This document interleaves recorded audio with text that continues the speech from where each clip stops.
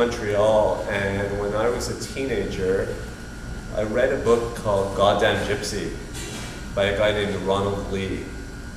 And it was about how the Roma, tens of thousands of Roma had assimilated into Quebec society, sort of posing as Québécois. They would go to Roman Catholic churches, they would pretend to be Québécois when in fact they were Roma. I was fascinated by this idea that a whole culture, in order to survive, had to pretend to assimilate. Very similar. I'm Jewish, so it was very similar to what the Jews had to do in Europe for hundreds of years. That story always haunted me. I was always fascinated by that, but I never met a lot of Roma. I would occasionally come across a Roma, but I never really knew much about them. And then I was in Toronto working with tenants in Parkdale,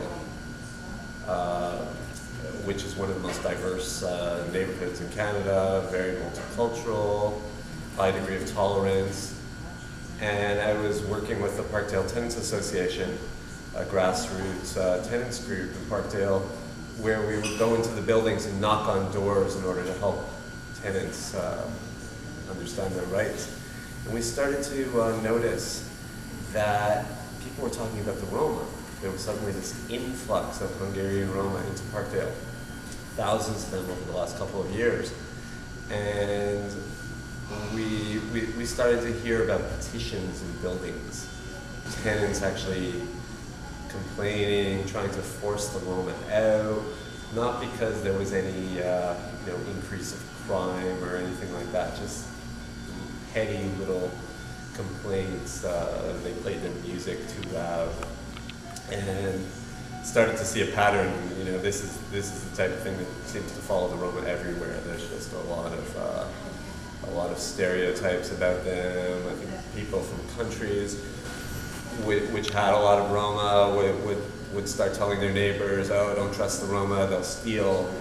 And I thought this was just very bizarre for Parkdale, which has always been very tolerant.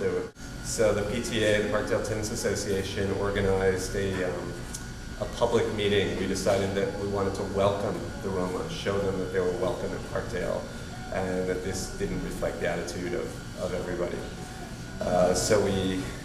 Most of them spoke Hungarian. About 90% of the Roma in Parkdale are Hungarian, maybe 10% are from the Czech Republic.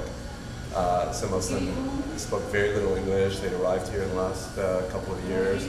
So we got Hungarian translators to translate posters. We arranged an interpreter and contacted the Roma Community Center, and we hosted a meeting to welcome the Roma. But I'd say 25, 30 Roma showed up. And the thing that struck me, even while organizing the meeting, putting up posters and flyers, I got to know who the Roma were. I would go up to them. I didn't speak their language, but I would point on the poster. And when they saw that, I was this, what they call gajo, a white non-Roma, trying to help them, actually being friendly. It was amazing. They would shake my hand. They would say thank you. You could see the gratitude. They just weren't used to that.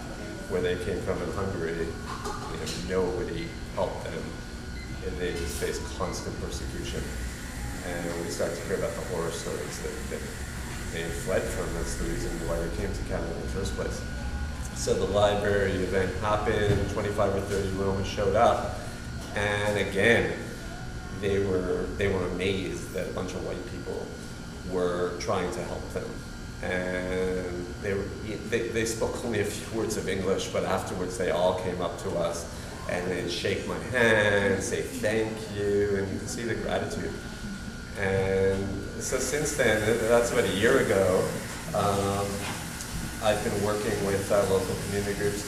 Parkdale Community Legal Services also started seeing the issues that were facing the Roma and realized that there were huge barriers. And Parkdale Legal had always been very helpful to local immigrant and refugee communities. The Immigration and Refugee Division in particular was instrumental in getting a Tibetan interpreter when they realized the extent of the problems Tibetans were facing coming into Parkdale, the language barriers in particular. And so they arranged for a Hungarian interpreter, which was a huge step, because the language barrier is a major obstacle. It's obvious what's knocking on these doors, trying to inform them of their rights, and they didn't speak the language. In the case of tenant issues, you have exploitive slumlords that are very skillful at taking advantage of immigrant groups, refugee groups that don't speak English. They don't understand their rights. They don't understand that they have rights here.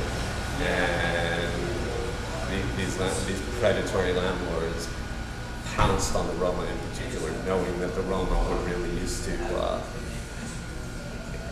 asserting their rights, and they were probably grateful just to have a roof over their heads, and if there's bed bugs, cockroaches, maintenance problems, the landlords could get away with ignoring them. It's incredible in the last year since we had this library meeting how the community has actually come together to help the Roma. And it's quite inspiring, and I think you see the appreciation. You constantly see when there's public meetings or events, educational workshops for the Roma, how grateful they are. They're wonderful people.